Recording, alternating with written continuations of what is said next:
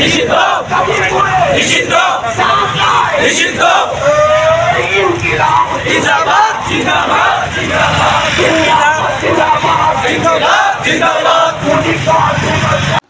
গণহত্যাকারী আওয়ামী লীগের বিচার ও রাজনৈতিক কার্যক্রম নিষিদ্ধের দাবিতে কাপাসিয়া সর্বস্তরে ছাত্র জনতার বিক্ষোভ সমাবেশ অনুষ্ঠিত হয়। এতে বক্তারা জানান, আপনারা জানেন আজকে সারা দেশ উত্তাল হয়ে আছে খুনি সন্ত্রাসী স্বৈরাচারী আওয়ামী সরকারের নিষিদ্ধের দাবিতে।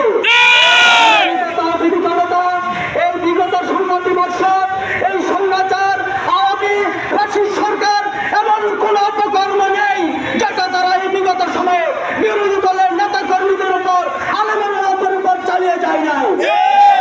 উপস্থিতি আপনারা জানেন মসজিদের মিম্বার থেকে মসজিদের ইমাম সাহেব খতিব স্বাধীনভাবে কথা বলতে পারতো না, তাদেরকে দাড়ি টুপি পরে হাসিয়ে মসজিদের মিম্বার থেকে নামিয়ে দেওয়া হয়েছিল।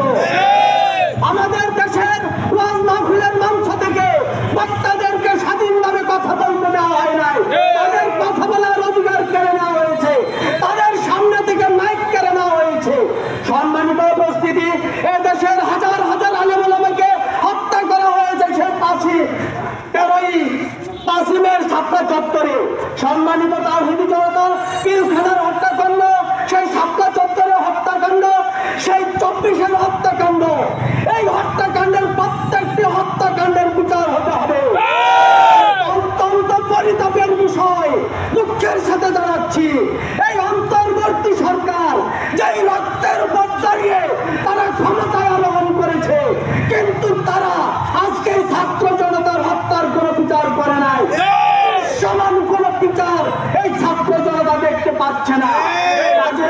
এই ছাত্র জনতার কাছে স্পষ্ট করতে হবে, এই আওয়ামী তুষার, এই আওয়ামী লীগের প্রেসিডেন্ট আব্দুল হামিদ কার সহায়তায় রাতের অন্ধকারে এই দেশ থেকে পালিয়ে গিয়েছে? দেশের 300 এমপি মন্ত্রী কাদের সহায়তায় এই দেশ থেকে পালিয়ে পার্শ্ববর্তী দেশ ভারতে গিয়ে আশ্রয় নিয়েছে? দাবি এই ছাত্র জনতাকে জানাতে হবে, এটা ছাত্র জনতার প্রাণের দাবি। সম্মানিত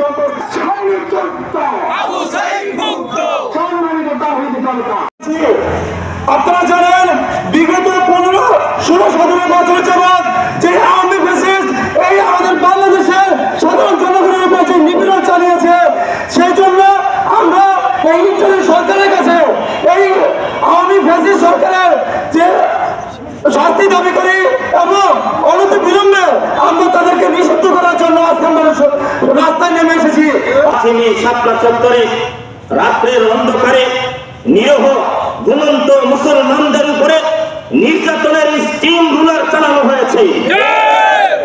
এরপরও আমরা দেখতে পেয়েছি তৎকালীন সময়ের অবৈধ প্রধানমন্ত্রী তিনি দুঃখ প্রকাশ করতে দূরের কথা সংসদের মতো পবিত্র জায়গায় দাঁড়িয়ে তিনি মিথ্যাচার করেছেন যে ওই দিন রাত্রে নাকি শাপলা চত্বরে তাওহীদি জনতা শরীরের মধ্যে রং দেখে শুয়েছিল, পুলিশ দাওয়া দেওয়ার পরে লাশ নাকি উঠে দৌড় দিয়েছে।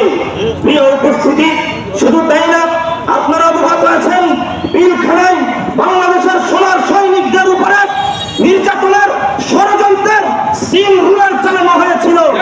আজ পর্যন্ত বাংলার জমিনে তাদের বিচার হয়নি।